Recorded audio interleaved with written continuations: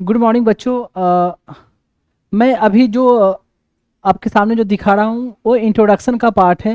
हालांकि जब ये वीडियो आपके पास जब अवेलेबल होगा तब तक मैं बता दूं कि मैंने पॉलिटी की जो पूरी सिलेबस है ऑलरेडी ख़त्म कर दिया है। मीन्स ऑफलाइन मैंने ऑलरेडी ख़त्म कर दिया है, पर ऑनलाइन जो आपको अवेलेबल हो रही है वो पूरी ख़त्म होने के बाद शॉर्ट शॉर्ट एक एक घंटे के वीडियो को फॉर्म में आपके पास अवेलेबल होगी। हालांकि जब क्लास ली गई है तो क्लास लॉन्ग, लगभग एक क्लास 3.5 आवर 4.5 आवर ऑलमोस्ट इतना चला है।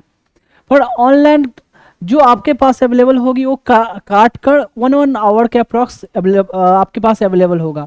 क्योंकि अगर ऑनलाइन पूरी क्लास को एक साथ अगर आप पढ़ेंगे या सुनेंगे तो काफ़ी हेक्टिक या बोरिंग जैसा हो जाता है ऑनलाइन के फॉर्म में। इसलिए मैंने वीडियो जो रखी है काट काट के रखी है। और इंट्रोडक्शन देने का वीडियो का इस इंट्रोडक्शन का पर्पस ये है कि मैं आपको बताना चाहता हूँ कि मैं क्यों पढ़ा रहा हूँ और कैसे आपको पढ़नी है, और इसमें मैंने कैसे आपको पढ़ाया है। ये सब बातें मैं अभी शॉर्ट में थोड़ा बताऊंगा। बाकी डिटेल बातें तो मैंने जो पढ़ाया है वहाँ बीच बीच में हर जगह मेंशन है, बताया है मैंने। पहली बात मैं बता दूं कि मैं जो जिस लैंग्वेज को मैंने पढ़ाने में रखा है तो नोट्स के फॉर्म में या स्लाइड के फॉर्म में देखें तो मैंने कंप्लीट इंग्लिश रखी है, पर एक्सप्लेन करने में मैंने मिक्स लैंग्वेज का इस्तेमाल किया है, हिंदी एंड इंग्लिश। ये इस पर्पस से क्योंकि इंडिया के जो मैक्सिमम स्टेट का है तो मैक्सिमम स्टेट में मैक्सिमम बच्चे हैं कुछ को छोड़कर जो हिंदी समझ लेते हैं।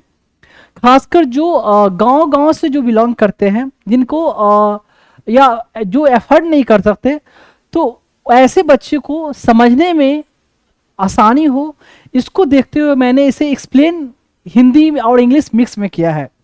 हालांकि मैं बता दूं कि मैंने जो पढ़ाई की है मैंने इंग्लिश में ही पढ़ी है।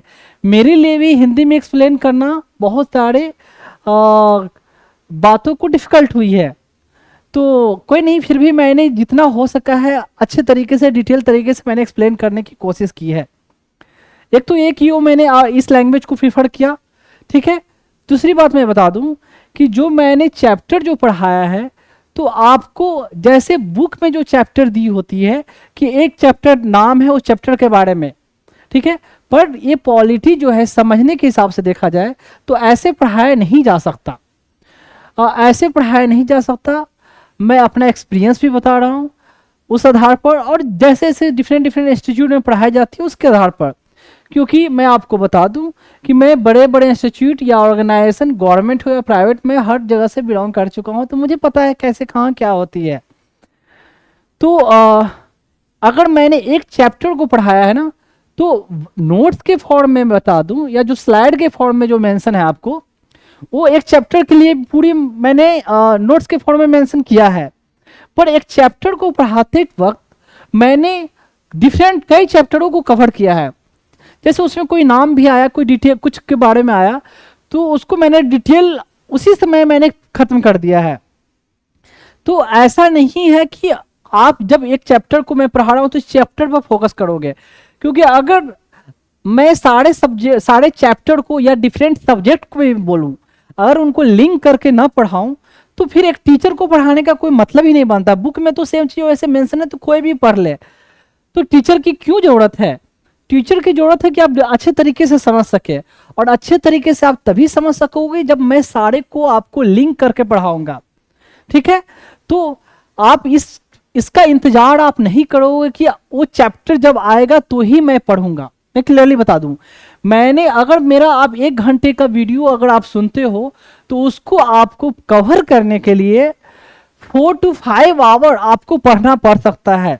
जैसे कि एक चैप्टर सिंपल नाम मैं देता हूं, सपोज मैं पढ़ा रहा हूं हिस्टोरिकल बैकग्राउंड इंडियन पॉलिटी की पहली चैप्टर है, उसे पढ़ा रहा हूं। तो उसे पढ़ाने में हिस्ट्री के बहुत सारे चैप्टरों की बात आती है, तो मैं वहां उसको जाकर मैंने कवर किया है। तो जब भले ही आप ये चैप्टर एक पढ़ रहे हो, पर जब मैंने उन हिस्ट्री वाले पर्सपेक्टिव को भी कवर किया है, मॉडर्न हिस्ट्री हो या एंशिएंट हो, व्हाटएवर हो या मिडिवल हो, ठीक है, या कोई फिजिक्स का मैटर या केमिस्ट्री का मैटर, व्हाट एवर।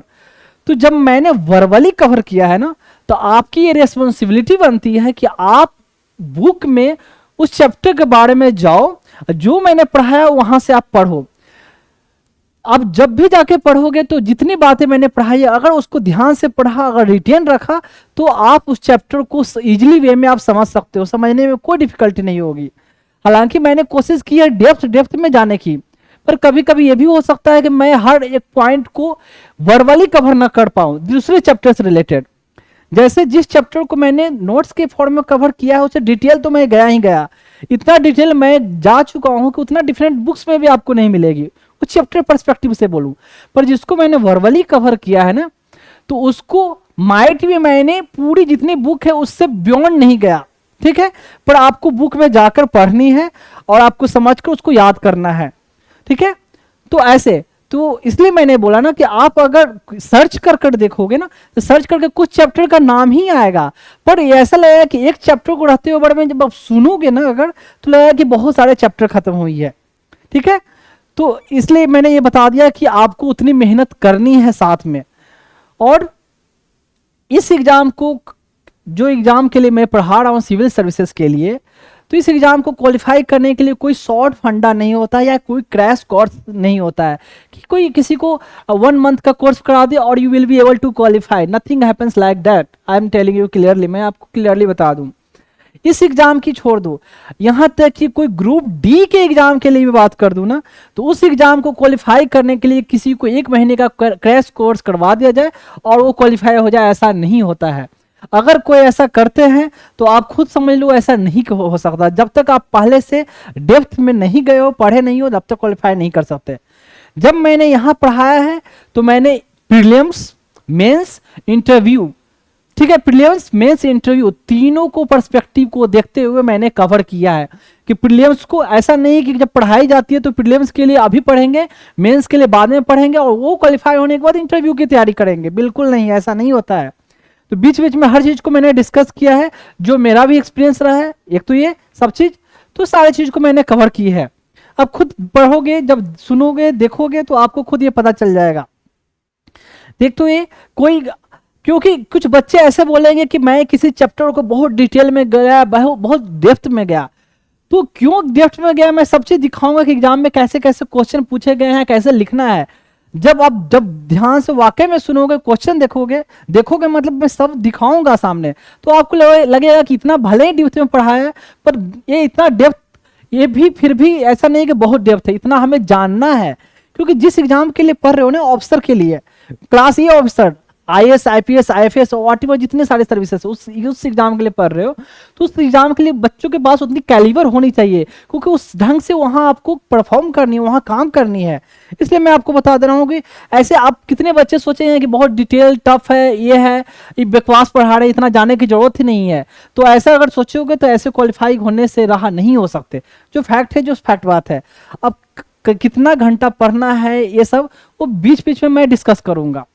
एक तो ये समझ गए कैसे पढ़ना, की लैंग्वेज में क्यों कवर किया और कितनी आपको मेहनत करनी है, ये बता दिया। मैं दूसरी बात मैं बता दूं कि मैं जो ये पढ़ा रहा हूं उसका पर्पस क्या है।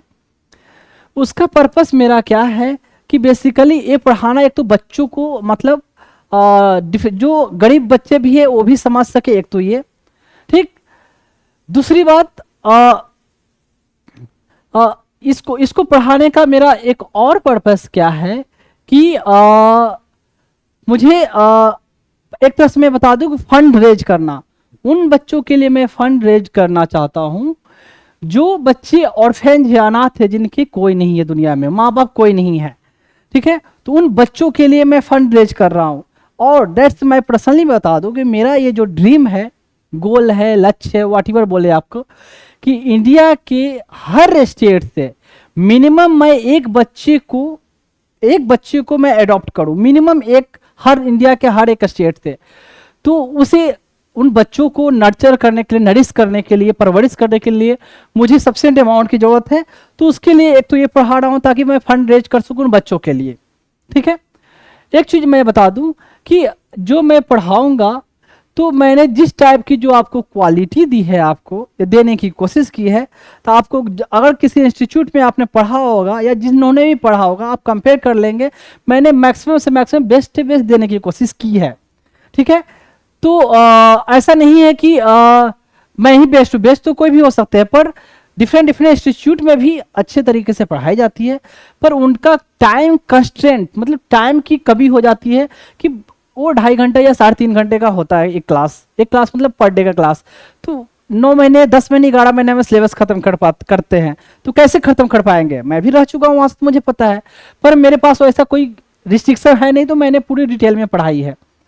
तो मैं बता रहा था उन बच्चों को, फंड बच्चों के लिए देखिए, आप कितने लोगों ने मुझे बोला कि आप कितना भी अच्छा पढ़ा लो, आप फंड रेज नहीं कर सकते ऑनलाइन के जरिए। ट्रू, चलो कोई मान लिया भी जाए, पर जिनको ये खुद रियलाइज होगा वो खुद देंगे, कोई कंपलसरी नहीं है। और कि कोई ऐसा मेरे पढ़ाने में ऐसा नहीं है कि जब तक आप लिंक को पेमेंट नहीं करोगे आप आगे देख नहीं सकते। आराम से सबके लिए ओपन है, सब लोग देख सकते हैं, उसमें कोई रिस्ट्रिक्शन नहीं है।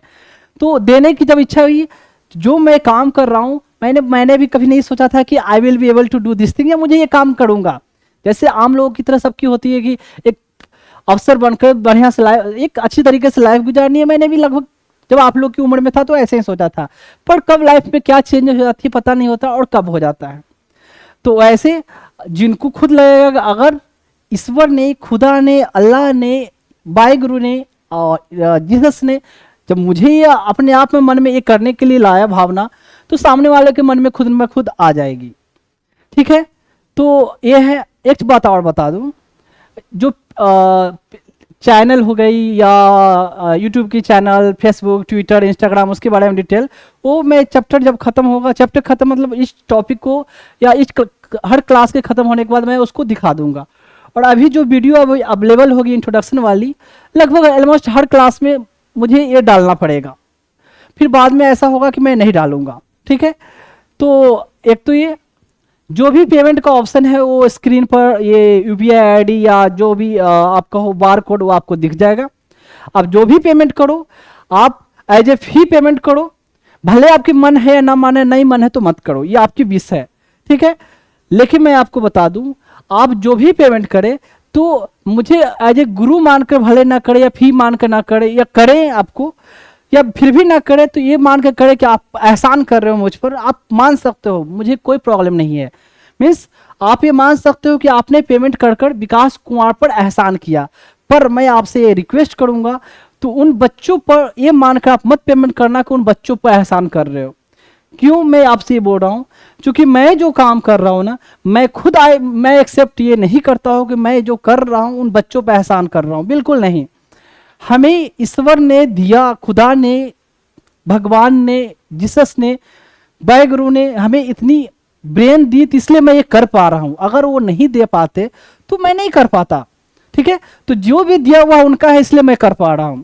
तो इसलिए वो बच्चे बेचारे ऑलरेडी बहुत एहसान में जब रह चुके हैं। एक बच्चे को बिना माँ बाप का पलना बड़ा होना कितना डिफिकल्ट होता है, खुद सोच कर देखो। जब एक बच्चे की माँ चली जाए या 1-2 दिन के लिए, तो कितना बच्चा रोता है, तो उन बच्चों की हालत क्या रही होगी।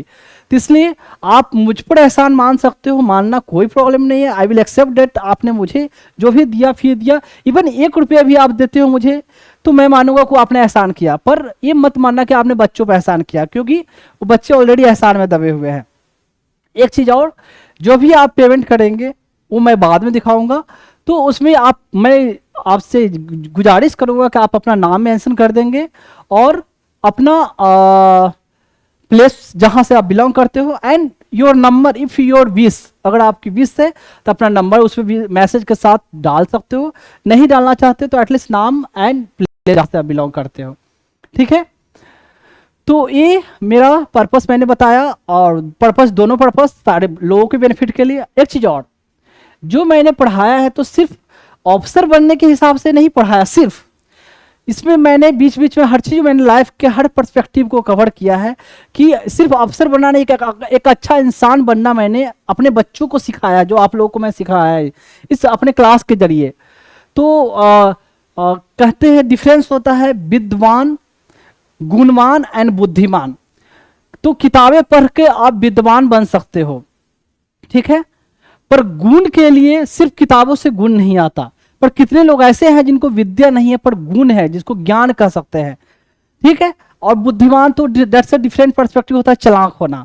तो मेरा पर्पस है कि मैं अपने बच्चों को विद्वान के साथ साथ बुद्धिमान और जो ज्ञानवान बोलते हैं वो बनाऊं, ठीक है। ज्ञानवान और क्या बोला, बुद्धिमान की बात नहीं करूंगा, एक तो विद्वान की बात कर रहा हूं, ज्ञानवान और गुणवान की बात कर रहा हूं, ठीक है। तो वो सब क्या चीजें होती है डिटेल वहां डिस्कस होगा। तो अभी तक मैंने बताया क्या क्या, ये इंट्रोडक्शन का पार्ट है, बाकी अब धीरे धीरे अब चलते हैं टॉपिक पे, ठीक है। सेलियंट फीचर ऑफ कॉन्स्टिट्यूशन में फंडामेंटल राइट। तो मैं ये बता रहा हूँ कि जो आगे चैप्टर आएगी फंडामेंटल राइट के बारे में, उसके बारे में मैं डिटेल डिस्कशन करूँगा। जो भी वो फंडामेंटल राइट हो, directive principle of state policy हो, फंडामेंटल ड्यूटी हो, पर यहाँ थोड़ी थोड़ी मैंने पॉइंट रखा है, उसके बारे में मैं थोड़ा ब्रीफली कवर करूँगा। और भले मैं ब्रीफली कवर करूँगा पर कहीं ना कहीं उसका जो कह सकते हैं मेन कंटेंट है, उसको मैं यहाँ आपके सामने अभी देने की कोशिश करूँगा। तो चलते हैं फंडामेंटल राइट के बारे में।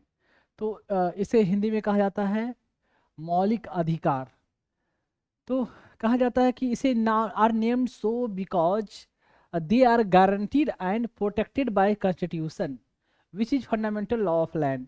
कहने का मतलब ये है कि कॉन्स्टिट्यूशन एक हमारा फंडामेंटल लॉ, मतलब कानून के हिसाब से देखा जाए तो एक मौलिक कानून है ये हमारे लिए। मतलब किसी भी कंट्री को रन करने के लिए उसका जो एक बेसिक आधार होता है, या एक बेसिक जो कानून बनाई जाती है जिसके अनुसार वो कंट्री रन होता है या कंट्री को रूल किया जाता है या एडमिनिस्टर किया जाता है, तो उसे नाम दिया जाता है कॉन्स्टिट्यूशन।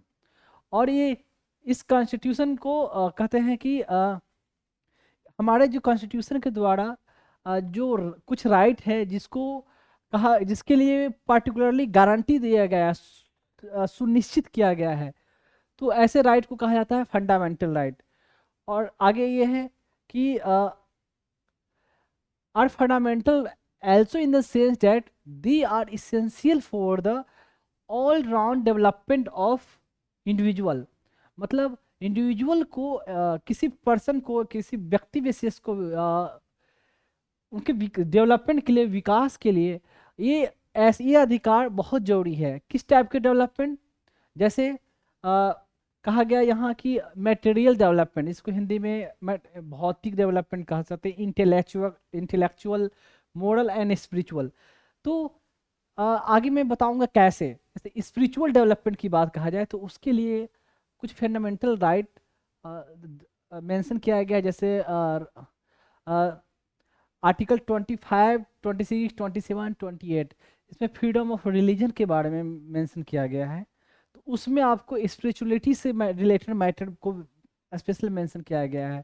जैसे 25 में बताऊंगा तो उसमें है फ्रीडम ऑफ कंसेंस, तो वो आगे मैं डिस्कस करूंगा, अभी मैं बोलूँगा, अभी ज़्यादा मैं इसमें डिटेल नहीं जानना चाहता। तो उसमें इंडिविजुअल की स्पिरिचुअलिटी की बात कही गई है। और मोरल डेवलपमेंट मतलब नैतिक डेवलपमेंट, इंटेलेक्चुअल डेवलपमेंट मतलब उसका बौद्धिक डेवलपमेंट, और मटेरियल भौतिक मटेरियल।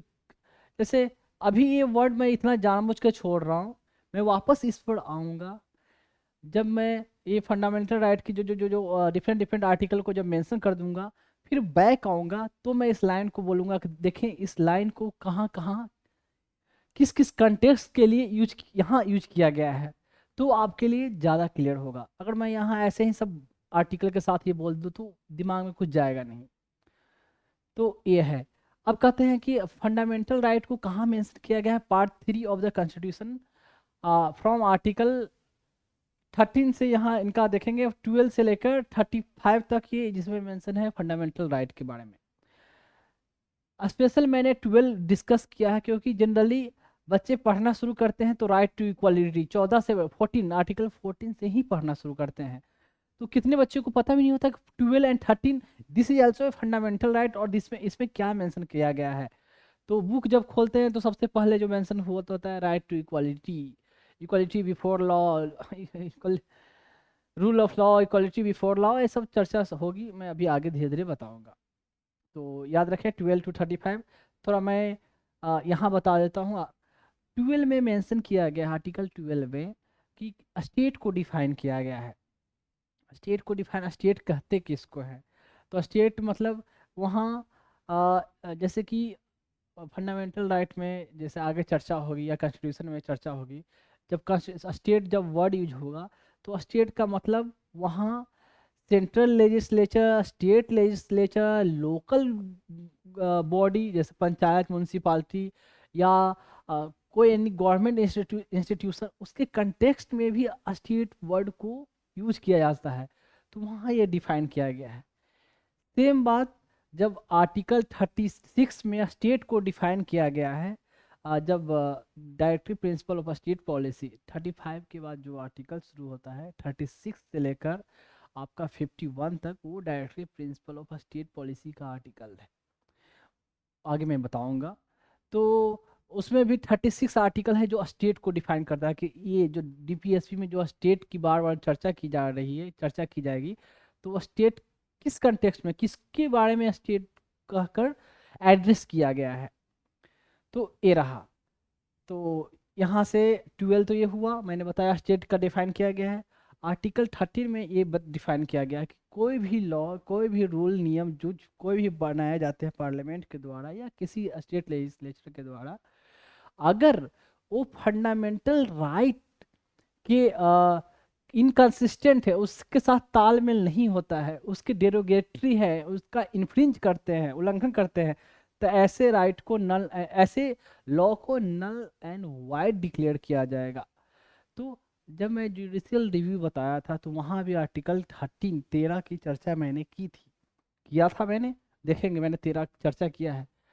देखिए इतने सारे आर्टिकल, इतने सारे आर्टिकल, तो अभी लगेगा कि क्या है आर्टिकल, क्योंकि आप एग्जाम में आंसर राइटिंग करते हैं, खुद सोचे आपको एटलीस्ट आर्टिकल जैसे कि 12 से लेकर आपको 51 तक आर्टिकल लफ्जों पर होना चाहिए।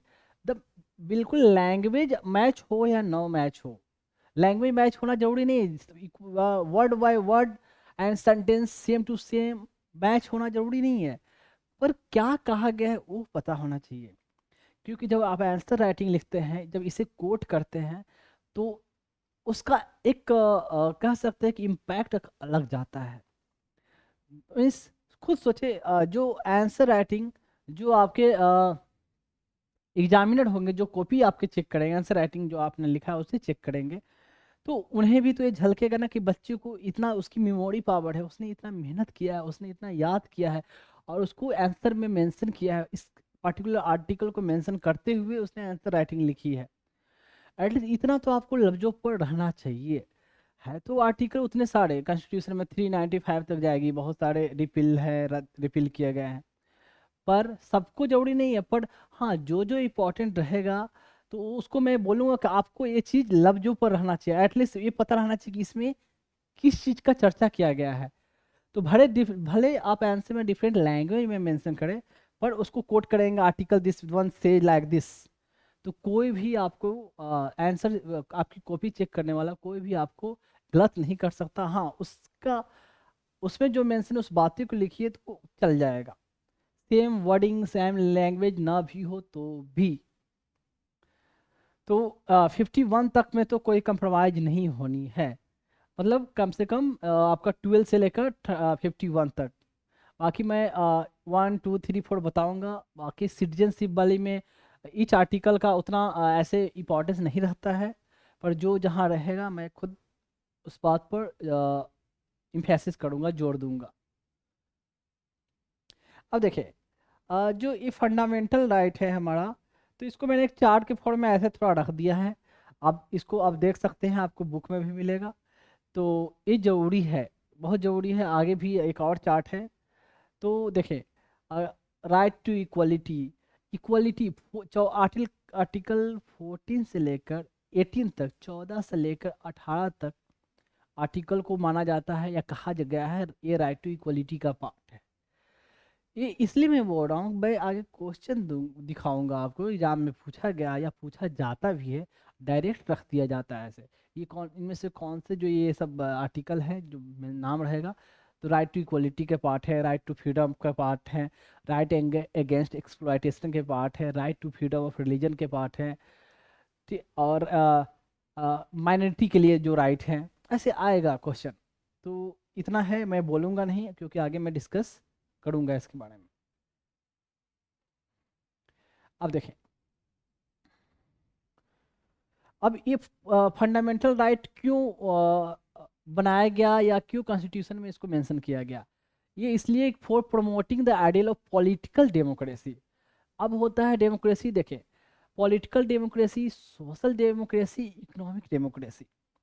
तो directive principle of state policy में जो आपका मैं डिस्कशन करूंगा या डिस्कशन होता है वो economic democracy and social democracy के कंटेक्स्ट में डिस्कशन होता है, और यहाँ पॉलिटिकल डेमोक्रेसी मतलब पॉलिटिकल राइट के लिए डिस्कशन होगा ज़्यादातर। ऐसा नहीं है कि सिर्फ पॉलिटिकल होंगे, कुछ जैसे राइट टू लाइफ में आर्टिकल 21 में पढ़ाऊंगा, तो उसमें हर राइट, वहाँ इकोनॉमिक राइट का भी डिस्कशन होता है और सोशल राइट का भी होता है। ऑलरेडी आर्टिकल 17 अनटचेबिलिटी के रिलेटेड है, आर्टिकल है वो खुद सोशल राइट से रिलेटेड आर्टिकल है। फिर भी इसे मेनली माना जाता है कि ये प्रमोट करता है पॉलिटिकल डेमोक्रेसी को, पॉलिटिकल राइट को लेकर ही ज़्यादा इसमें ज़्यादा जोर दी गई है फंडामेंटल राइट में।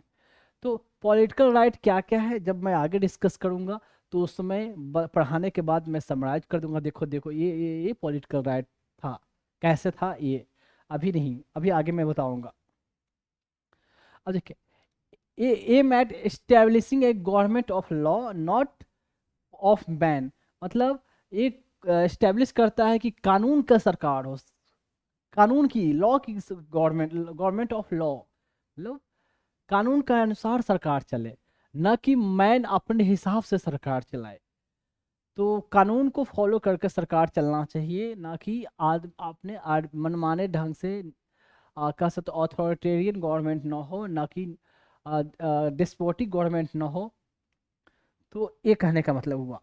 अब देखिए, जो मैंने आर्टिकल 12 बताया था कि डिफाइन करता है, क्या स्टेट को डिफाइन करता है, क्या जब स्टेट कहते किसको है, तो एक तो स्टेट गवर्नमेंट, इसको भी स्टेट, केंद्र सरकार उसको भी स्टेट के तौर पर एड्रेस किया गया है, लोकल गवर्नमेंट उसको भी, एंड जो पब्लिक बॉडी हो गई, पब्लिक इंस्टीट्यूशन हो गए, उसको भी स्टेट के तौर पर एड्रेस किया गया है यहाँ।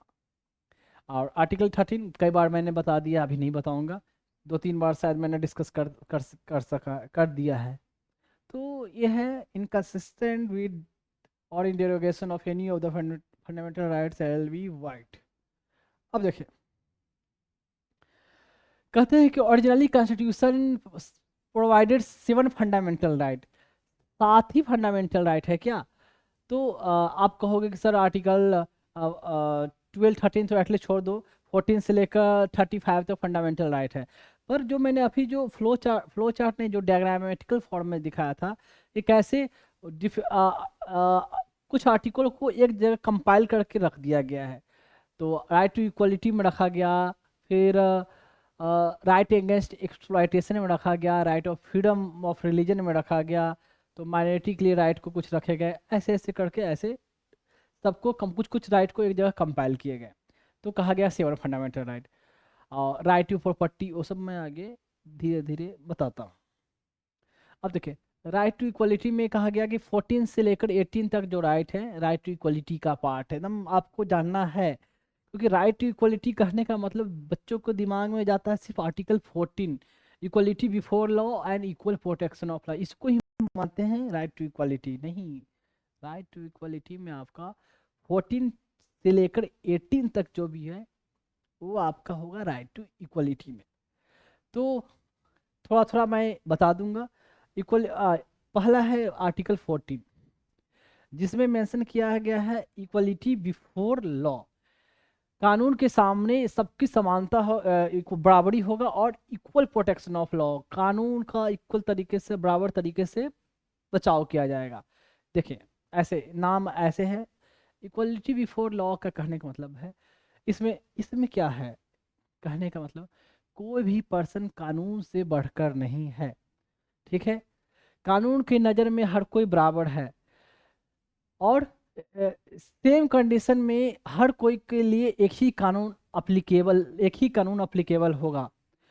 का, कानून किसी को बड़ा छोटा में डिस्क्रिमिनेट नहीं करता। तो इक्वल के लिए इक्वल कानून ही लगेंगे, और जो अनइक्वल है, अलग अलग हैं, उनके लिए अलग अलग ही कानून लगेंगे। तो ये कहा जाता है इक्वलिटी बिफोर लॉ में और इक्वल प्रोटेक्शन ऑफ लॉ में। तो तो मेनली ये हुआ कि कानून सबसे बड़ा है, कानून की नज़र में कोई बड़ा छोटा नहीं। किसी ने कोई गलती किया है तो उसको एक ही कानून से उसे देखा जाएगा, एक ही कानून से उसे तौला जाएगा, पनिशमेंट दी जाएगी। तो ये है इक्वलिटी बिफोर लॉ। अब इसके कुछ एक्सेप्शन होते हैं कि कुछ पर्सन को थोड़ा स्पेशल प्रिविलेज भी दिया गया है। इसमें जब वो मैं चर्चा करूँगा कि जैसे ऐसा नहीं है, जैसे प्रेसिडेंट के लिए, गवर्नर के लिए, डिप्लोमेट के लिए थोड़ा अलग स्पेशल प्रिविलेज दी गई है।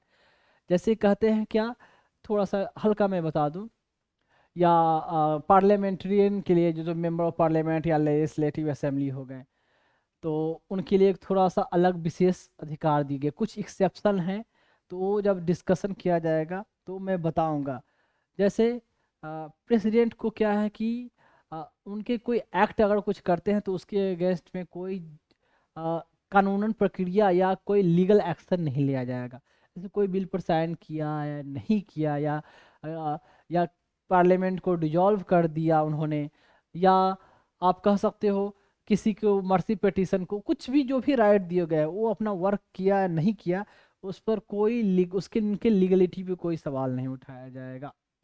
जैसे गवर्नर का आप देखते हैं, कहीं प्रेसिडेंट रूल लगा दिया गया मनमानी तरीके से, कि गवर्नर को कहीं के राज्यपाल को कोई पनिशमेंट मिलती है, कोर्ट में बुलाया जाता है, कोर्ट में सवाल जवाब किया जाता है? नहीं किया जाता। उनको एक स्पेशल इम्यूनिटी है।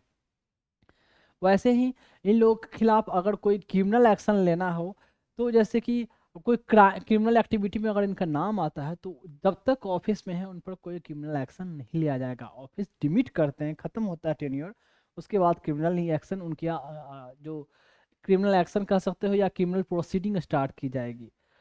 तो ऐसे ही है, ऐसे ऐसे जैसे है डिप्लोमेट है, कोई बाहर के कंट्री के, जैसे हमारे यहाँ कोई डिप्लोमेट उनके रह रहे हैं, राजदूत कहो, तो उनके अगेंस्ट में कभी कोई सिविल या क्रिमिनल केसेस नहीं होता। अगर होना भी है तो वो उनके कंट्री में होगी। हमारी गवर्नमेंट इस बात के लिए कहेगी कि हाँ इस क्राइम में इन्वॉल्व है, ये है, ये मैटर वो मैटर है, तो वो उनके कंट्री में उस हिसाब से उनको पनिशमेंट दी जाएगी, पर यहाँ नहीं होता। फिर वैसे ही है कि अगर कोई मेंबर ऑफ पार्लियामेंट ने वहाँ पार्लियामेंट में कुछ भी अन अन ढंग अनबन सन कुछ भी बका, कुछ भी बोला, या कोई उसने अपनी पार्टी की नहीं सुनी, या जो भी हुआ, तो कोर्ट उसके लिए कोई पनिशमेंट नहीं देता, यहाँ नहीं दे सकता। वहाँ उसके लिए जो उनके पार्लियामेंट में जो उनके चेयरमैन है, वैसे स्पीकर हैं, या राज्यसभा में जो कहें आप चेयरमैन है, वो एक्शन ले वहाँ लगवा थे, लेकिन कोर्ट इनमें कोई इंटरफेयर नहीं करता। तो ये सब चीज़ें मैं equality before law, equal protection of law, कानून के समझ सब बराबर है, कहने का मतलब। तो वहाँ आगे मैं चर्चा डिटेल करूँगा, इसमें भी चर्चा होगा rule of law, A V Dicey plus पर एक जुरिस्ट आएंगे, छोड़ो वो बात की बात है, बहुत ज़्यादा डिटेल हो जाएगा यहाँ, इतना तक। अब है बी में है provision of discrimination on ground of religion, race, sex और प्लेस ऑफ बर्थ। तो कहा जाता है क्या कि धर्म के आधार पर, रेस मतलब के आधार पर, जाति के आधार पर, और कह सकते हैं जब प्लेस ऑफ बर्थ के इसकी बेसिस पर किसी के साथ डिस्क्रिमिनेट नहीं किया जा सकता, भेदभाव नहीं किया जा सकता। मतलब किसी को कोई पब्लिक प्लेस पे जाना हो, टेम्पल में, या कोई तालाब, घाट, नदी, कहीं भी इस्तेमाल करना, रेस्टोरेंट, बार, तो इस बेसिस पर किसी के साथ डिस्क्रिमिनेट नहीं किया जा सकता। सरकार भी किसी को ये इन बेसिस पर किसी के साथ डिस्क्रिमिनेट नहीं कर सकती। यह है prohibition of discrimination on the basis of religion, race, caste, sex. पर इसका भी एक्सेप्शन कुछ है कि हाँ, इसके बेसिस पर डिस्क्रिमिनेट नहीं किया जा सकता। पर जैसे कि कहते हैं कि सेक्स के अनुसार पर गवर्नमेंट भी डिस्क्रिमिनेट नहीं करेगी, ठीक है। लेकिन अगर जैसे फीमेल है, जो वुमेन जो है अंडर प्रिविलेज क्लास से माना जाता है कि उनके सोसाइटी में उनकी रिप्रेजेंटेशन नहीं है, उनकी एजुकेशन पीछे है, तो उनके उत्थान के लिए, उनके डेवलपमेंट के लिए गवर्नमेंट प्रोएक्टिव इनिशिएटिव ले सकती है, उनको कुछ एडवांटेज दे सकती है। जैसे ऐसे ही SC, schedule caste, schedule tribe से पर्सन जो बिलोंग करते हैं या बैकवर्ड क्लास से बिलोंग करते हैं, उनका एजुकेशन में उतना रिप्रेजेंटेटिव एजुकेशन, उनका स्टैंडर्ड उतना नहीं है जितना और लोगों का है, काफ़ी बैकवर्ड है। तो इनको उत्थान के लिए गवर्नमेंट स्पेशल प्रोविज़न दे सकती है। जैसे इसमें आप देखेंगे कि एजुकेशन में है जो कुछ सीटें है जो शेड्यूल कास्ट के लिए रिजर्व कर दी गई है, शेड्यूल कास्ट के लिए, शेड्यूल ट्राइब के लिए। वैसे अदर बैकवर्ड क्लास के लिए भी, कहीं कहीं फीमेल के लिए भी सीट रिजर्व कर दी गई है। तो ऐसे सरकार कुछ प्रोविज़न ला सकती है। तो ये हुआ तो मतलब कोई भी चीज़ सैक्रोसैंक्ट नहीं है कि एकदम जो बोल दिया वो है। हर में देखेंगे कि कुछ न कुछ एक्सेप्शन एक्सेप्शन एक्सेप्शन। एक्सेप्शन क्यों आया? किसी के भलाई के लिए एक्सेप्शन को लाया गया है। तो हमारा डेमोक्रेसी का मेन पर्पस क्या है? लोगों का सबका मतलब विकास हो, सबका डेवलपमेंट हो, तो इंक्लूसिव डेवलपमेंट हो। तो उसको ध्यान में रखते हुए भी जो भी फंडामेंटल राइट बनाई गई है, तो कहीं ना कहीं एक्सेप्शन क्लॉज जोड़े गए हैं। क्योंकि अगर ब्लाइंडली जो फंडामेंटल राइट जैसे जो प्रोविज़न या ऐसे लाया गया, अगर उसको फॉलो किया जाए तो फिर सबका कह सकते हो कि इक्वलिटी लाना मुश्किल है, मतलब एक लेवल पर सबको लाना। क्योंकि अभी तो सब एक लेवल पे है नहीं, कोई नीचे ऐसे कोई यहाँ है। तो एक ऐसा कानून बना दिया जाए कि बिल्कुल कोई चेंज नहीं किया जा सकता, जैसे है स्टेटस क्यू मेंटेन रहेगा, तो ये नीचे वाले नीचे ही हमेशा रह जाएंगे। तो इनको ग्रोथ के लिए, इनको उत्थान के लिए कुछ न कुछ एक्सेप्शनल प्रोविजन ऐड किए गए हैं। ये हुआ आर्टिकल 15, मतलब डिस्क्रिमिनेशन नहीं कर सकती इस बेसिस पे। अब है जब डिटेल में पढ़ाऊंगा तो वहाँ मेंशन होगा provision of discrimination on ground of, not only on ground of religion, race, caste, not only ऐसे आगे चर्चा होगी, मैं उतना अभी नहीं जा रहा हूँ। सी में आता है जो आर्टिकल 16 से मैं डिस्क्राइब करता है equality of opportunity in matter of public employment. मतलब पब्लिक एम्प्लॉयर, सरकारी नौकरी में सबको समान अवसर मिलेगा, सबको समान अवसर मिलेगा। अब सबको इक्वल अवसर मिले सबको, तो यहाँ भी एक्सेप्शनल क्लॉज है जो मैंने दो तीन SC ST बैकवर्ड वीवन क्लास बताया, तो उनको भाई थोड़ा उत्थान के लिए कुछ न कुछ स्पेशल एक्सेप्शनल क्लॉज जोड़े गए हैं। जैसे 27% रिजर्वेशन दिया गया अदर बैकवर्ड क्लासेस को। फिर शेड्यूल कास्ट, शेड्यूल ट्राइब के लिए भी ऐसे भी 7.5%, 15% ऐसे रिजर्वेशन है। यहाँ तक कि 10% इकोनॉमिकली वीकर सेक्शन को भी रिजर्वेशन दिया गया। मैंने पहले बताया था आपको 103rd कॉन्स्टिट्यूशनल अमेंडमेंट एक्ट में कैसे इकोनॉमिकली वीकर सेक्शन जो ऑफ सोसाइटी जो है उनको 10% रिजर्वेशन दिया गया है पब्लिक एम्प्लॉयमेंट में। तो ऐसे है equality of opportunity matter of public employment.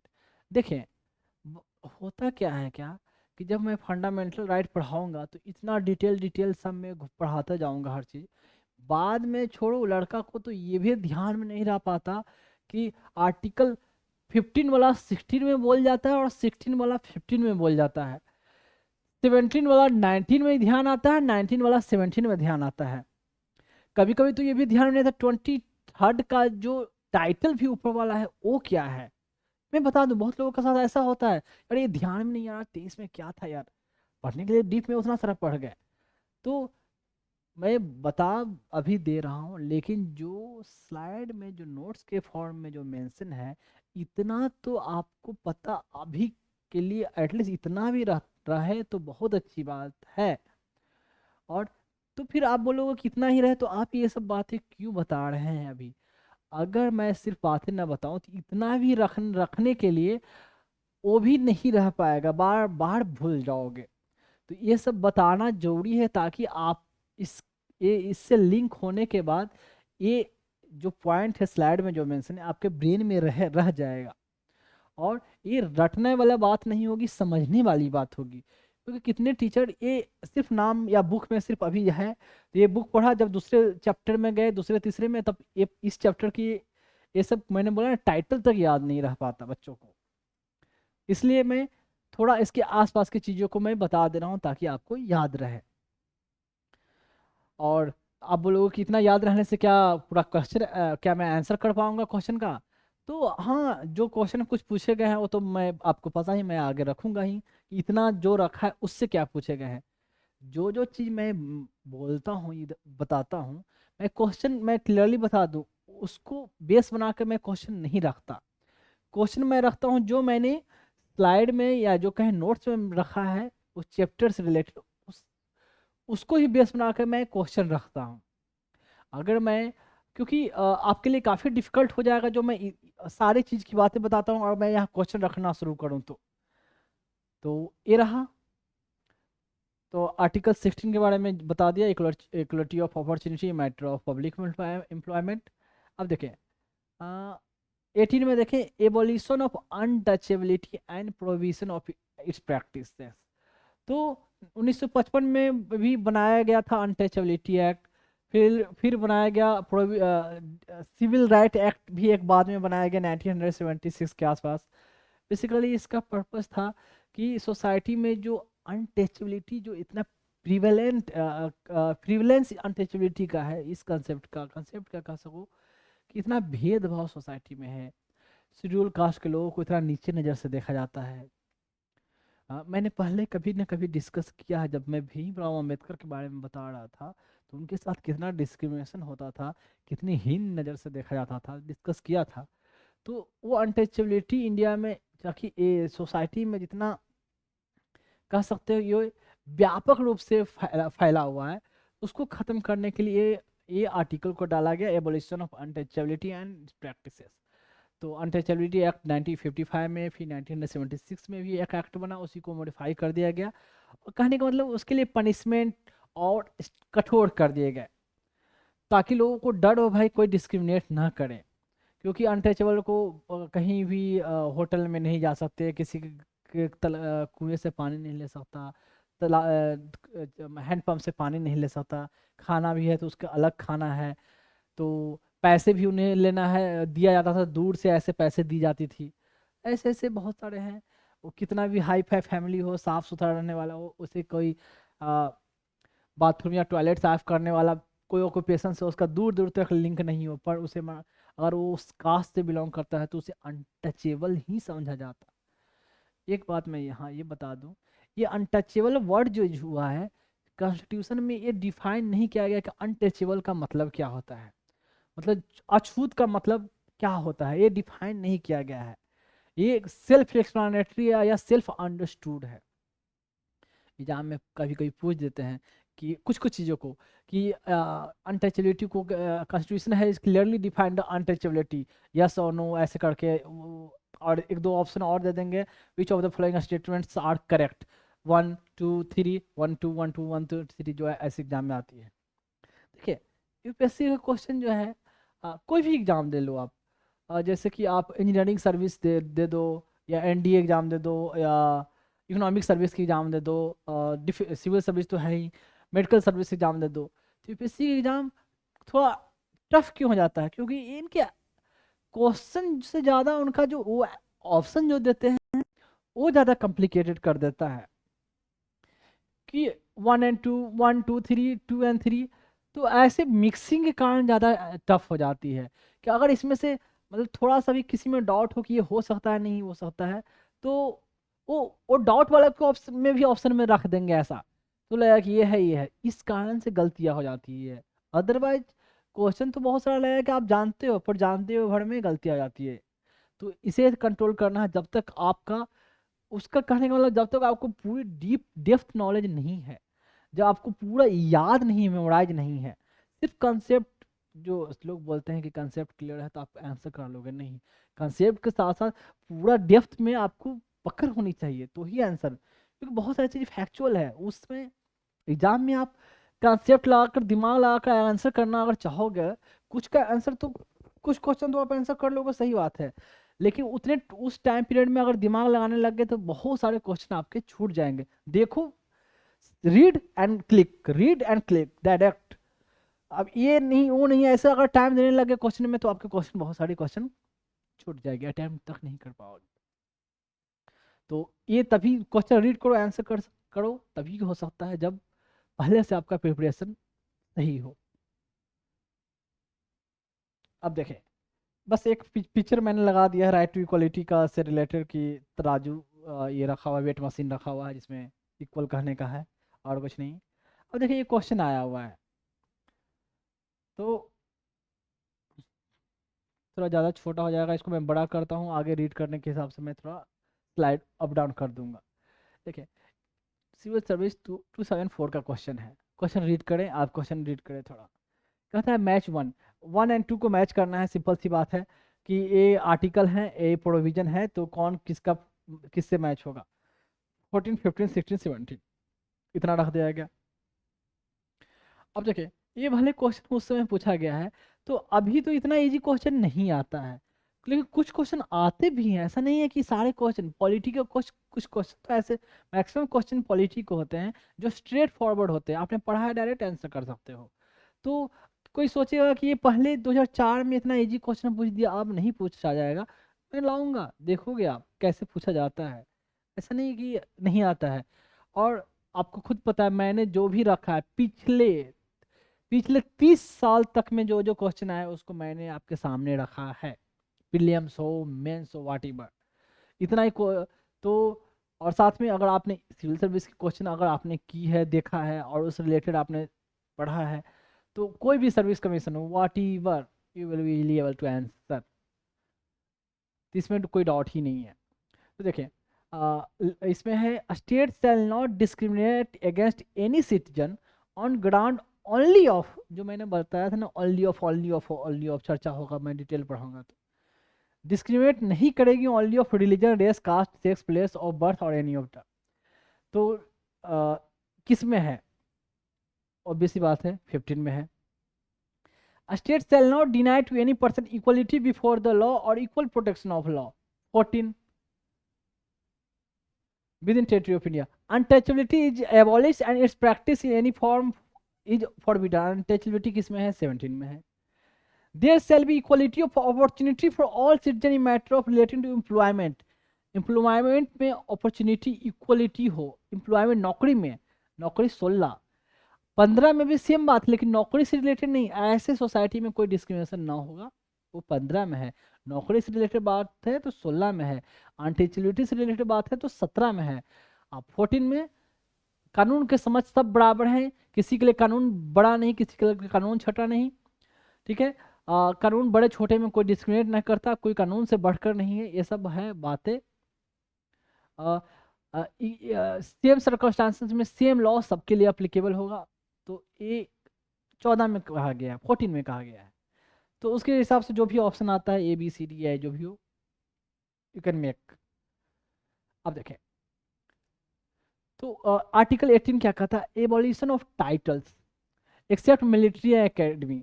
तो टाइटल्स का एबॉलिशन कर दिया जाएगा, जैसे उस समय बहुत लोग राजा साहब, राय बहादुर, राय दुर्लभ, ऐसे ऐसे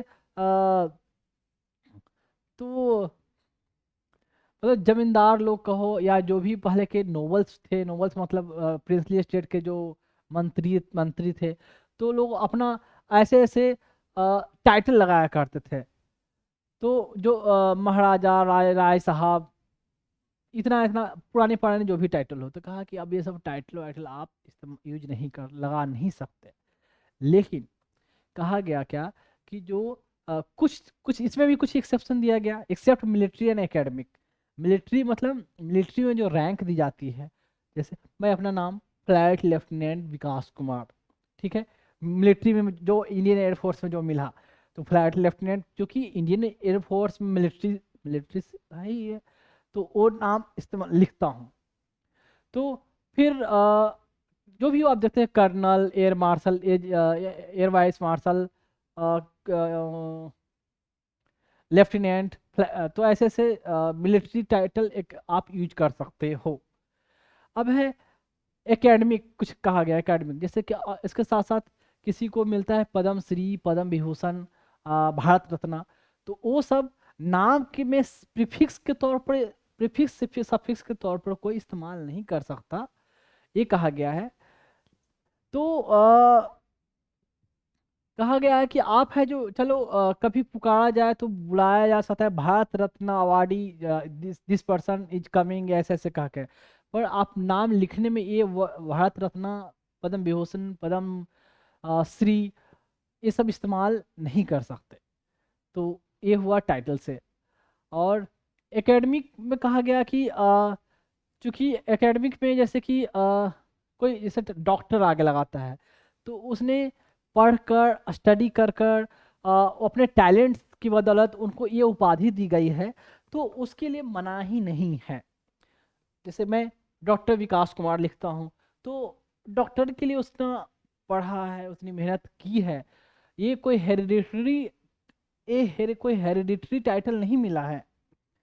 तो अब कोई भी आप जैसे कि कोई भी आप कह सकते हो, मनमोहन सिंह, वो भी डॉक्टर लगाया करते थे, हालांकि वो जो पीएचडी कर लेते हैं उनके नाम के आगे भी है डॉक्टर लगाने का, उनको राइट मिलता है, वो आप लगा सकते हो ऐसे। लेकिन जो पहले वाली जो टाइटल चल रही है, वो सब टाइटल, पुरानी टाइटल नहीं लगा सकते। अब यहाँ तक ये कहा गया है कि आप इंडियन होकर कोई फॉरेन कंट्री से कोई कह सकते हो कि आप कोई टाइटल नहीं ले सकते, कोई अवार्ड वैसे बिना परमिशन के यहाँ से नहीं ले सकते।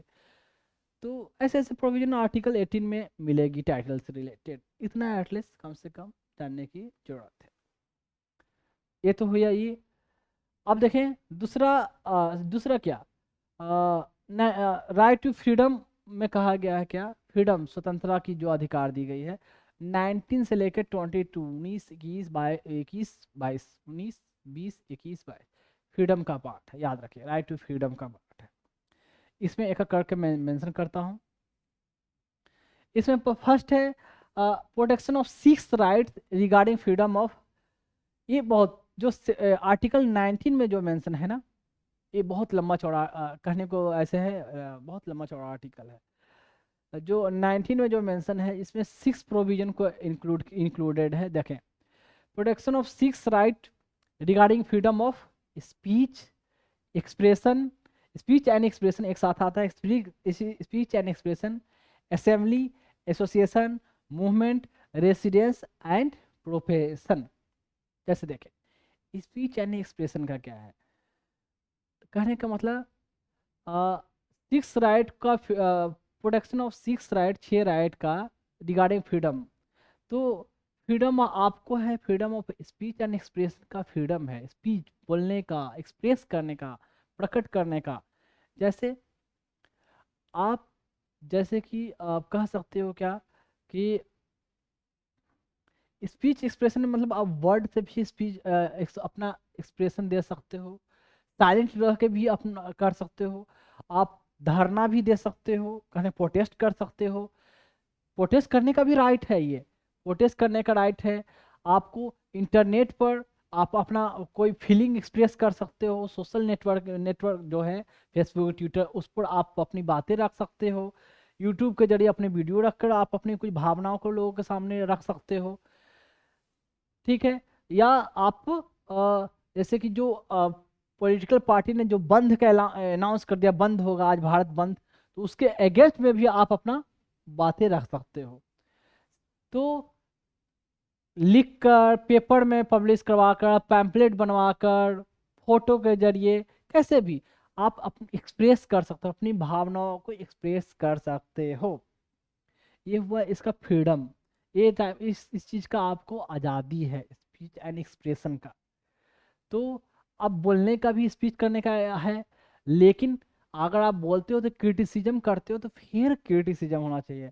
अब बोलने का आपको फ्रीडम है, इसका मतलब ये नहीं कि आप ऐसा बोलो कि दो कम्युनिटी के बीच में दंगा हो जाए, लोगों के बारे में भला बुरा बोलना शुरू करो, गलत गलत र्यूमर फैलाओ, मतलब र्यूमर फैलाना शुरू करो, मिस इन्फॉर्मेशन देना फैलाना शुरू करो, इसका फ्रीडम नहीं है आपको। तो इसमें भी क्लॉज है कि आपको public morality, health, security of nation, ये सब चीज़ों को, पब्लिक लोगों का हेल्थ को देखते हुए, मतलब सोशल में, सोसाइटी में कह सकते हो कि सामंजस्य, कोऑर्डिनेशन, आप कह सकते हो पीस मेंटेन हो, तो ये चीज़ को देखने, वो सब डिस्टर्ब ना हो, तो ये देखते हुए ये सब राइट दी गई है। तो राइट को इतना भी नहीं है कि आप कुछ भी, एक लिमिट तक ही आपको ये फ्रीडम है, और जो भी फ्रीडम दी गई है सोसाइटी के अच्छाई के लिए दी गई है। अगर आप इसका गलत तरीके में इस्तेमाल नहीं कर सकते तो उसके लिए जो जो क्लॉज जो मैंने बताया, और भी डिटेल क्लॉजेज ऐड है, जब मैं वहाँ बताऊँगा, फंडामेंटल राइट पढ़ाऊँगा तो डिस्कस करूँगा। ये हुआ स्पीच एंड एक्सप्रेशन का, यहाँ तक ठीक है। अब है असेंबली का। असेंबली मतलब क्या होता है? असेंबली मतलब ग्रुप ऑफ पीपल, कहीं एक आप असेंबली का इकट्ठा हो सकते हो, तो उसका भी आपको फ्रीडम है। लेकिन असेंबली आप होगा तो पीसफुल असेंबली हो, कहीं बैठे हो, कहीं कोई आयोजन कर रहे हो कोई चीज़ का, तो शांति तरीके से असेंबली। इसका मतलब ये नहीं है कि हाँ भाई असेंबली का हमें राइट है तो रोड पे कहीं भी बैठ के सब लोग, और उसके बाद बैठ कर रोड जाम कर दिए, कहीं बैठ गए, कहीं रात भर हल्ला मचा रहे हो, कहीं म्यूजिक खूब प्ले करो, तो असेंबली का हमें राइट है। कहीं आप है जो कोई फंक्शन ऑर्गेनाइज करो, तो असेंबली का हमें राइट है, और लोगों को डिस्टर्बेंस हो रही है, वो नहीं है, पीसफुल असेंबली का राइट है। ये हुआ असेंबली। एसोसिएशन, एसोसिएशन मतलब आप है जो यूनियन बना सकते हो अपना, कोई एसोसिएशन, कंपनी, मतलब ये सब आप एस्टेब्लिश कर सकते हो। आप कह सकते हो कि आप कोऑपरेटिव सोसाइटी वो इस्टेब्लिश कर सकते हो, एनजीओ बना सकते हो, तो एसोसिएशन बनाने का आपको राइट है। सब में उसमें भी वही लिमिटेशन रहेगा, जो लिमिटेशन है कि आप इसको मिस यूज नहीं कर सकते। तो यहाँ तक हुआ एसोसिएशन बनाने का राइट। अब है मूवमेंट का राइट। मूवमेंट मतलब आप पूरे कंट्री में आप कहीं एक जगह से दूसरे जगह मूवमेंट कर सकते हो, जा सकते हो, आ सकते हो, उस पर कोई कंट्रोल, ये ऑब्जेक्शन नहीं है। ये मूवमेंट का मतलब हुआ। ये मूवमेंट का मतलब हुआ कि पूरा कंट्री, आप इंडियन हो, ये पूरा कंट्री आपका है। तो अब ये भावना आप में तभी रहेगी जब आपको रिस्ट्रिक्शन ना हो, नहीं तो पता चला कि भाई केरला वाले को बिहार नहीं जाना दिया जाता, बिहार वाले को केरला, तो आपस में नफरत अलगाव की भावना मतलब होगी, तो एक दूसरे से लगाव वो नहीं रहेगा, उनको अपना एरिया मानेंगे, वो उसको अपना एरिया मानेंगे। अगर केरला वाले भी बिहार में आकर, जैसे कि केरला के बहुत सारे जो है बिहार में टीचर हैं, नर्सेस हैं, और बिहार के तो क्या है, बिहार के जाके केरला में मजदूर बने हुए हैं, बहुत सारे लोग मजदूरी कर रहे हैं, या बहुत सारे आप जॉब में भी होंगे, अच्छे जॉब में हैं, बिजनेस भी कर रहे होंगे, पर उतना नहीं जितना होना चाहिए, छोड़ो। तो एक कहने का मतलब मूवमेंट बोला गया कि आप ऑल ओवर इंडिया में मूवमेंट में कोई रिस्ट्रिक्शन नहीं रहेगी। लेकिन इसकी भी जैसे एक्सेप्शन तो हर जगह हर जगह हर जगह, कि आप जानते हो कि नॉर्थ ईस्ट में, जैसे कि आपको अगर अरुणाचल प्रदेश में जाना है तो उसके लिए परमिट ली जाती है, वहाँ परमिशन लिया जाता है, परमिट बनता है। और कुछ कुछ ट्राइबल एरिया में भी जाने के लिए रिस्ट्रिक्शन है या परमिट ली जाती है, तभी आप जा सकते हैं। ये ऐसा इसलिए किया गया है कि कुछ लोगों का अपना ट्रैवल का डिस्टिंक्ट, अपना अलग लैंग्वेज है, कल्चर है, उनकी एक अलग कह सकते हो आप कि ट्रेडिशन है, परंपरा है, उनकी स्पिरिचुअल फीलिंग उनकी अलग है, ताकि लोग इतने लोगों के मूवमेंट से उनका ये डिस्टर्ब ना हो, उनका ये डाइल्यूशन ना हो जाए, इनका अपनी डिस्टिंक्ट आइडेंटिटी कहीं डाइल्यूट ना हो जाए। 5 लाख मूवमेंट में बहुत सारे लोग वहाँ जा रहे हैं, ये खुद उनको एक तो बहुत कम पॉपुलेशन में है इनकी, और कहने का मतलब कह सकते हैं कि मूवमेंट करते करते चलो आराम से वहाँ रहना वरना भी शुरू कर दिया, तो इनकी खुद की आइडेंटिटी खत्म हो जाएगी, खुद ये विलुप्त होते जाएंगे, इतनी कम जनसंख्या है, इतनी बैकवर्ड, खुद पीछे में जा, तो इसके लिए कुछ रिस्ट्रिक्शन लगा दी गई कि मूवमेंट नहीं कर सकते, मूवमेंट के लिए भी परमिशन लेना होगा। अब रेसिडेंस, आप कहीं भी जाकर सेटल हो सकते हो। तो सेटलमेंट में पूरे इंडिया में, लेकिन जैसे जम्मू कश्मीर का पहले था एक्सेप्शन कि जम्मू कश्मीर में को आर्टिकल 370 के अंदर स्पेशल प्रोविजन था, तो वहाँ कोई भी जाकर बाहरी लोग सेटल नहीं हो सकते थे। वैसे सेटलमेंट रेसिडेंस में अभी भी है कि ट्राइबल जो एरिया है वहाँ जाके रेसिडेंस का परमिट नहीं है, ताकि रेसिडेंस रहने लगेंगे तो उनका एक्सप्लॉयटेशन ना हो जाए।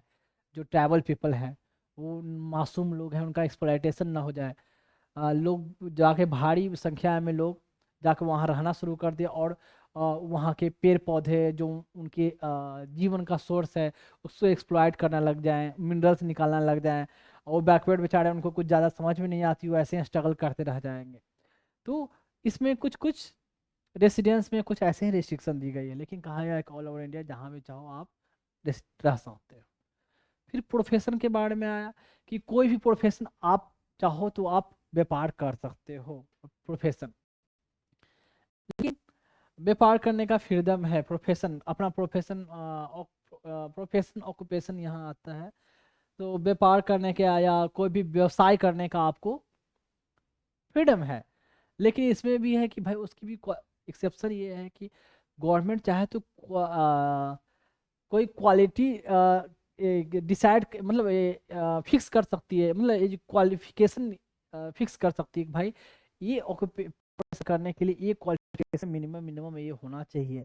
जैसे और कोई डॉक्टरी करना चाहता है तो उसको कम से कम भाई एमडी होना चाहिए, डीएम होना चाहिए, या एमसीएच होना चाहिए, या आयुर्वेदिक का प्रैक्टिस करना चाहता है तो बीयूएमएस होना चाहिए, होम्योपैथिक का प्रैक्टिस करना चाहता है तो बीएमएस होना चाहिए। तो कुछ अगर मान ली सिविल वर्क में इंजीनियरिंग का प्रैक्टिस करना चाहिए तो कम से कम उसको आर्किटेक्चर की डिग्री होनी चाहिए या सिविल इंजीनियरिंग की डिग्री होना चाहिए। ऐसे ऐसे कुछ क्वालिफिकेशन फिक्स कर सकती है प्रोफेशन के रिलेटेड। तो ये हुआ प्रोफेशन में।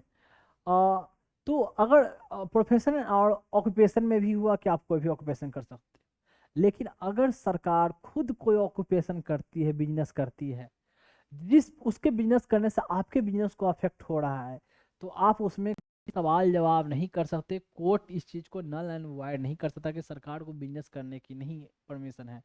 अगर सरकार कोई प्रोफेशन या ऑक्यूपेशन करती है, करने का मतलब ऑक्यूपेशन करती है, खासकर सरकार करेगी तो लोगों को भलाई के लिए ना, लोगों में ही डिस्ट्रीब्यूट होगा। तो भले उसके कारण आपका जो ऑक्यूपेशन है वो हिंडर हो रहा हो, उसमें बाधा आ रही हो, तो उस पर आप काउंटर नहीं कर सकते, कोर्ट में अप्रोच नहीं कर सकते।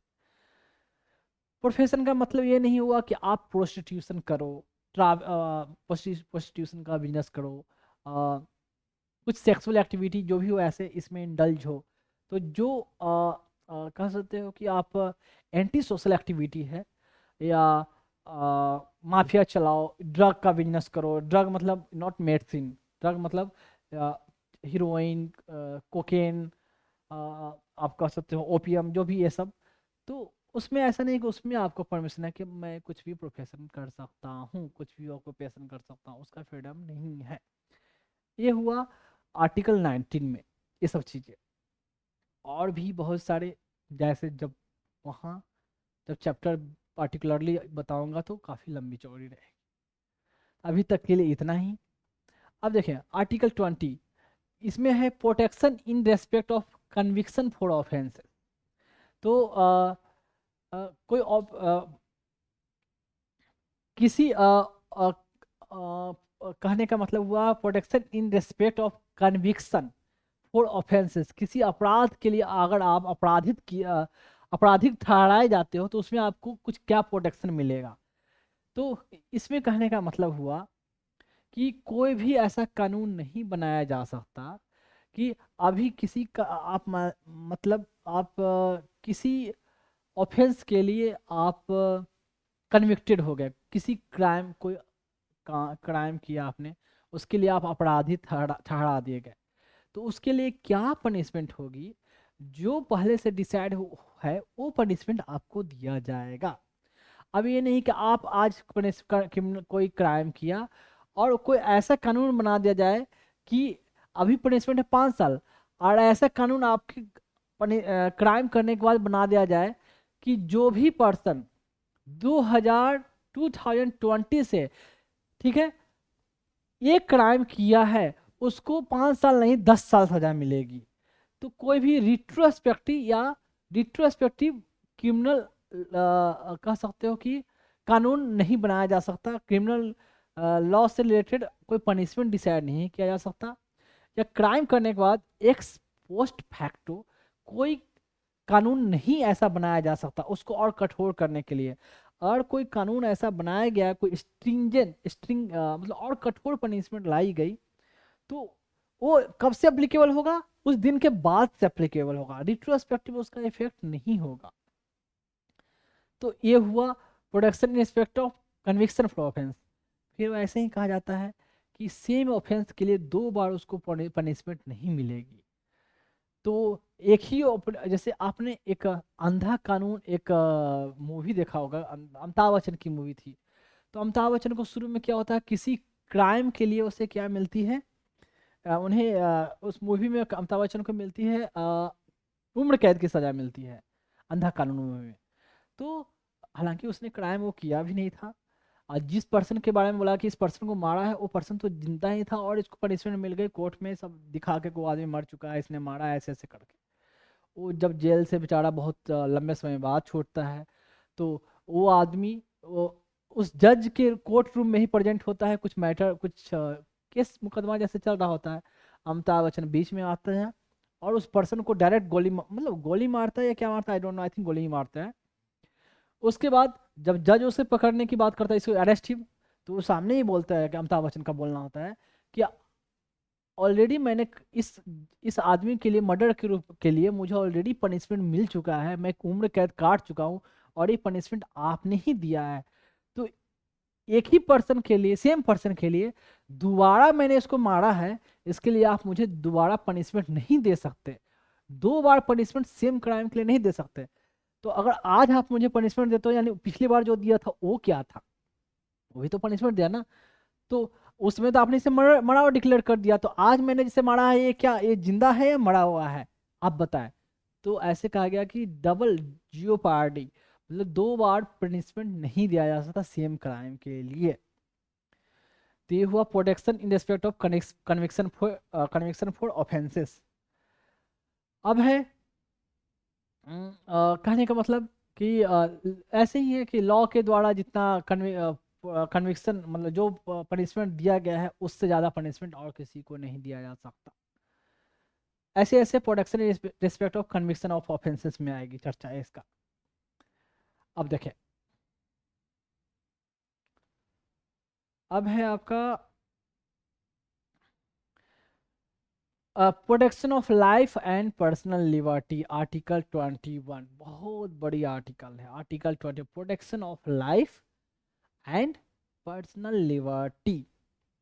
तो इसमें लंबी चौड़ी लिस्ट है, कुछ इंपॉर्टेंट आर्टिकल का मैं नाम, कुछ इंपॉर्टेंट जो इसमें जो मेंशन है उसका बात, जैसे राइट टू लाइफ, यहाँ तो प्रोटेक्शन ऑफ लाइफ जो है ही, एंड पर्सनल लिबर्टी।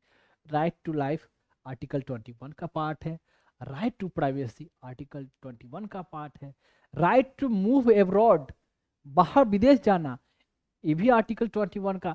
अब कैसे पार्ट है देखें, बार बार डिफरेंट डिफरेंट सुप्रीम कोर्ट के जजमेंट आए, और जजमेंट में सुप्रीम कोर्ट ने इंटरप्रेट किया, व्याख्या की, और बार बार इस बात को, कभी इस जज ने इसको बोला कि ये भी राइट टू लाइफ, ये भी मतलब ये प्रोविजन भी आएगा आर्टिकल 21 में, right to protection of life and personal liberty में आएगा, protection of life and personal liberty, this is also the part of the article 21।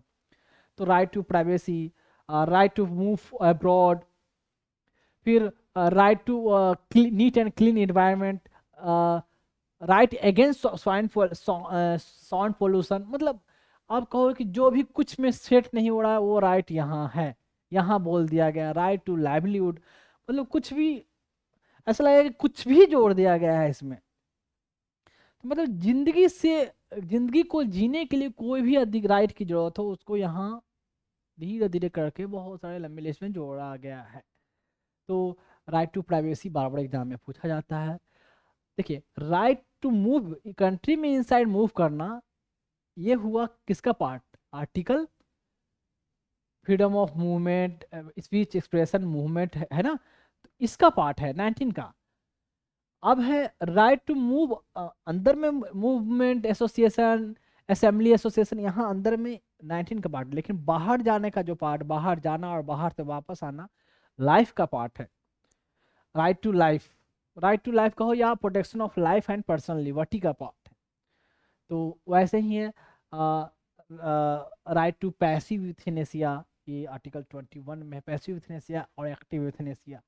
Passive euthanasia का मतलब होता है कि कोई पर्सन अगर वेजिटेटिव स्टेट में चला जाए, ऐसा स्टेट में चला जाए मतलब बीमार आदमी कि वो रिकवर होना मुश्किल है, नहीं रिकवर हो सकते पता है, बस ऑन दवाई की बदौलत और मशीन की बदौलत उनकी लाइफ धड़कन टिकी हुई है और उनकी रेस्पिरेशन ब्रीदिंग टिकी है। अगर वो सपोर्ट हटा दिया जाए तो वो डेथ कर जाएंगे, और लंबे समय के बाद मेंटेन करने के बाद भी उनका रिकवरी का कोई चांस नहीं है। तो ऐसे केसेस में जो भी लाइफ सपोर्ट अगर विथ होल्ड कर दिया जाए तो उसके बाद पर्सन डेथ कर जाएगी। तो ऐसे केसेस को कहा जाता है पैसिव यूथेनेसिया। और एक्टिव यूथेनेसिया का मतलब कुछ ड्रग्स देकर, स्पेशली देकर, लीथल ड्रग देकर उनको पर्सन को डेथ मार देना, that's called active euthanasia. India में पैसिव यूथेनेसिया अलाउ है, कुछ ऐसे कंट्री है जहाँ एक्टिव यूथेनेसिया अलाउ है, इंडिया में पैसिव यूथेनेसिया है।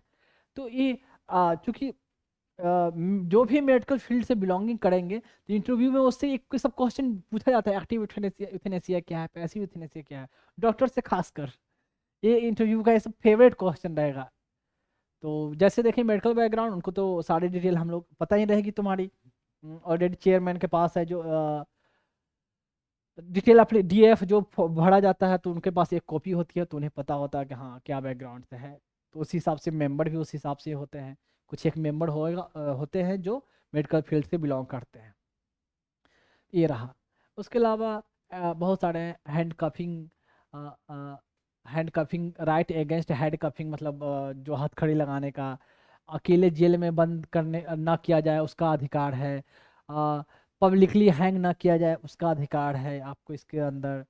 उसके अलावा एक तो कह सकते हो कि एग्जीक्यूशन अगर फिक्स हो गया कि फांसी देना तो लंबे समय एक्सटेंड ना किया जाए, आदमी क्योंकि दिन पर दिन तड़प कर मरता रहेगा, फांसी तो दे रहा देना ही है, कब देगा पता नहीं, कब देगा, हर दिन उसका मौत से भी ज़्यादा बदतर गुजरेगी। तो ये सब को right to protection of life and personal liberty में ये सब को ऐड किया गया है। तो इसके अलावा और भी बहुत सारे लिस्ट है, जब वहाँ धीरे धीरे डिस्कशन होगा तो मैं चर्चा करूँगा इसमें और क्या है। तो यहाँ तक ये रहा। तो वैसे ही प्रोटेक्शन राइट टू लाइवलीहुड, तो आप कह सकते हो राइट टू मतलब drinking water, right to sleep, मतलब कुछ भी ऐसा लगेगा आप जब पढ़ोगे तो मैं या पढ़ाऊँगा बाद में तो लगेगा कि हर चीज़ तो उसमें शायद कहने के इंक्लूड किया गया है, लेकिन जो एग्ज़ाम में पूछते हैं जो स्पेशल उनका बारे में मैंने अभी डिस्कशन किया। इसमें भी आपको आएगा, डिस्कस पढ़ाऊँगा कि प्रोसीजर इस्टेब्लिश बाय लॉ हमारे कंट्री में है, इसको फॉलो किया जाता है। ड्यू प्रोसेस ऑफ लॉ कहाँ सबसे पहले डिस्कस किया गया था, मेनका गांधी वाला केस जो मैंने बताया था, तो आर्टिकल 21 में इस सब चीज़ का जिक्र होगा। आप देखिए 21 के बाद 21A होता है राइट टू एलिमेंट्री एजुकेशन। तो एलिमेंट्री एजुकेशन के रिलेटेड बोला जाता है क्या कि 2002 में 86 कॉन्स्टिट्यूशनल अमेंडमेंट एक्ट बना, उसमें बोला गया कि एलिमेंट्री एजुकेशन को फंडामेंटल राइट बना दिया गया। तो फिर राइट टू एजुकेशन एक्ट ऐसे ऐसे आती रही। तो इसके तहत है कि भाई एटलीस्ट 6 साल से 14 साल के बच्चों को government at least element primary education. तो टॉपिक खत्म होने के बाद मैं बता दूं, थोड़ा सा मैं अपने चैनल के बारे में कोई प्रमोट एडवर्टाइज नहीं कर रहा, बस थोड़ा सा बताना पड़ता है। ये हमारे चैनल जो आप YouTube पर जो देख रहे हो उसका तो नाम ऑलरेडी पता चल गया होगा, तभी आप खोल कर देख रहे हो। तो ये YouTube पर चैनल इस नाम से है, और मेरी जहाँ भी लोगो होगी हमारा तिरंगा वो होगा। फेसबुक पे, ट्विटर पे जिसको एक्स बोलते हैं, या यूट्यूब पे या इंस्टाग्राम वेरीवर, तो इसकी जो आईडी होगी इस नाम से देख सकते हैं, ऐसे इसे सर्च कर सकते हैं। क्या है @Dr.Vikas IAS, ठीक। एंड नेक्स्ट चलते हैं, और जैसे सब लोग बोलते हैं या एज यू विश जैसे फॉलो करो, क्या बोला जाता है, like subscribe and follow, something something like that, तो योर विश। अगर अच्छा लगे तो ही करेंगे, अगर बेनिफिट हो रहा है तो ही करेंगे, कोई कंपलसरी कोई दबाव ऐसा नहीं है। ठीक है, खुद अगर लगा कि हाँ हमने समथिंग डिफरेंट अचीव किया, कुछ मुझे अच्छा मिला, देन ओनली, कोई कंपलसरी नहीं है। और जो मैंने कोशिश की है बेस्ट से बेस्ट देने की, मैंने अपने बच्चों के लिए कोशिश की है। और ये इंस्टाग्राम का है, तो इंस्टाग्राम का ये लोगो, जैसे यहाँ यूट्यूब का लोगो था, ये इंस्टाग्राम का लोगो है। और जो हमारी जो आईडी है ये पता नहीं है, थोड़ा आगे पीछे हो गया है, इसमें एक साथ होनी चाहिए था, पता नहीं, मैं स्लाइड में करता हूँ तो ये आगे पीछे हो जाता है, मैंने पहले भी बताया है। तो एक साथ में ही होगी, Dr.Dr. विकास विकास_IAS। तो ये रहेगा आपका इंस्टाग्राम पर। हालांकि यूट्यूब इंस्टाग्राम जितने भी हैं सब लिंक किया हुआ है, तो एक से जाकर दूसरी जगह आप जा सकते हो। तो थोड़ा सा इसकी एक जगह कर लेंगे, ये अपन अप डाउन हो गया है। लैपटॉप में तो नॉर्मल दिखता है स्लाइड में, पर इसमें करने के बाद यहाँ ऐसे आ जाता है डिजिटल बोर्ड पे। तो ये चला जाए, ये एक बार कोड भी इंस्टाग्राम में शायद जनरेट होता है, इसलिए ऐसे है। तो बार कोड को स्कैन करके भी चाहे तो वहाँ पहुँच सकते हैं। तो ये वीडियो हर जगह अवेलेबल होगी, कुछ कुछ शॉर्ट जो बोलते हैं छोटे छोटे वीडियो भी डालना, तो वो सब डाला हुआ मिलेगा आपको। तो अगर स्कैन हो जाती है तो वीडियो से तो गुड। इसको थोड़ा मैं और जूम कर दूं, ये रहा इंस्टाग्राम का। अब देखेंगे ये है ट्विटर, जिसको अब एक्स बोलते हैं, पहले ओल्ड ये था ट्विटर एंड अब हो गया है एक्स। तो एक्स में जो हमारी अकाउंट है ऐसे फॉर्मेट जो आपको दिखेगी ऐसे इस तरीके से दिखेगा। और जो जो आईडी जो होता है @Dr_Vikas_IAS, तो इस नाम से आएगा ऐसे। एंड नेक्स्ट है फेसबुक पे। तो फेसबुक पे इस नाम से फेसबुक का लोगो एंड जो चैनल रहेगा उस पर ऐसे आएगी। और आई थिंक सिंपल ये डालने से ही शायद ओपन हो जाए या आपको सामने विजिबल होगा, तो ये आप देख सकते हो। ठीक है, और चलते हैं लास्ट, थोड़ा अजीब सा लगता है बोलने में, पता नहीं। ये है बारकोड एंड मैंने जो पर्पस बताया किन बच्चों के लिए मैं ये कलेक्ट कर रहा हूँ। मैं एक बात बता दूं कि जिन बच्चों के लिए मैं कलेक्ट कर रहा हूँ ना, वो ऐसा नहीं है कि वो ऑर्फेंज रहेंगे, उनको मैंने अपनाया है। तो एज ए उन बच्चों का सिर्फ सिर्फ जैसे मैं बता दूं, कोई अपने बच्चों को पालता है, कोई बाप अपने बच्चों को पालने के लिए मेहनत करता है, ठीक है।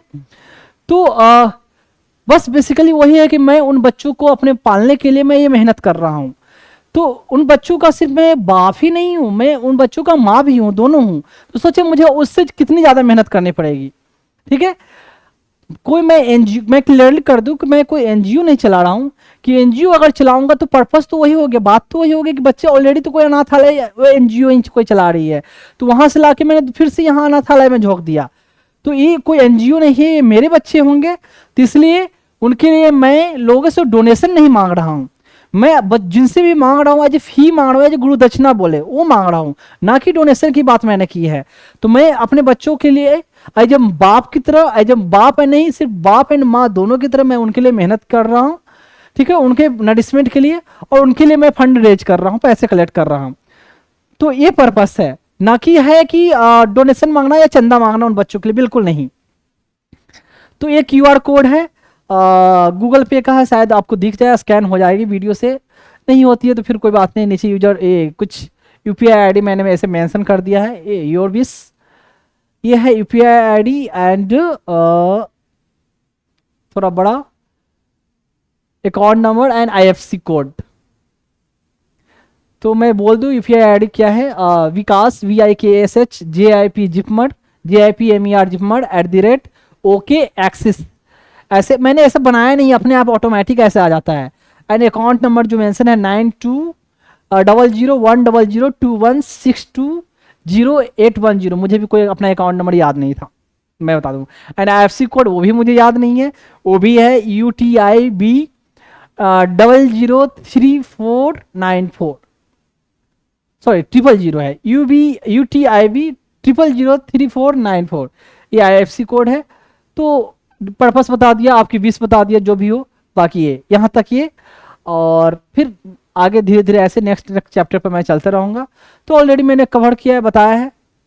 एक बात और, पॉलिटी में आपको ज़्यादा कनेक्शन मिलेगा, एक चैप्टर से का लिंक बहुत से, पर जब मैं इकोनॉमिक्स पढ़ाऊंगा ना उसमें रिलेटिवली थोड़ा कम लिंकिंग रहेगा, पर जहां लिंक रहेगा मैं थोड़ा थोड़ा इंट्रोडक्शन देकर चला आगे बढ़ूंगा। पर पॉलिटी में बहुत ज़्यादा लिंक है, तो एक चैप्टर के साथ बहुत सारे मल्टीपल चैप्टर कवर हो जाते हैं। ठीक है, क्लियर? तो डरना नहीं है, धीरे धीरे सब चीज़ हो जाता है, शांति से ध्यान से पढ़ना है। और मैंने ऐसे पढ़ाया है कि यहाँ तक कि बच्चा तक मैंने ऐसे पढ़ाया कि अगर 10th क्लास का बच्चा हो, अगर वो टाइम दे, ध्यान से देखे, आराम से फोकस करे, तो वो आसानी से समझ सकता है। ठीक है, तो आपको इसमें आपको सिर्फ इंटेलिजेंट की जरूरत नहीं है, साथ में आपको इसके लिए क्या है, पेशेंस की जरूरत है कि आप ध्यान से सुनो, बैठो, पढ़ो, तो ही आप समझ सकते हो। ठीक है, तो मैंने हर पहलू को जो मैंने बताया है कि हर एस्पेक्ट को मैंने कवर की है। तो यहाँ तक इतना, बाकी बहुत सारी डिटेल बाकी जब बीच बीच में तो आते ही रहता है, तो आगे मैं बताते रहूँगा, या अभी जो बताते रहूँगा ऑलरेडी कवर हो चुका है। मैं बता चुका हूँ पहले भी कि ऑफलाइन ऑलरेडी मैंने ऑलमोस्ट खत्म कर दिए है, पर ऑनलाइन जो कंटेंट है वो अब आपको अवेलेबल हो रहा है ऑनलाइन के फॉर्म में। क्लियर है? तो अभी तो पॉलिटी वाली मिलेगी आपको, बाद में उसके बाद आपको इकोनॉमिक्स की क्लासेस मिलेगी आपको ऑनलाइन फॉर्म में।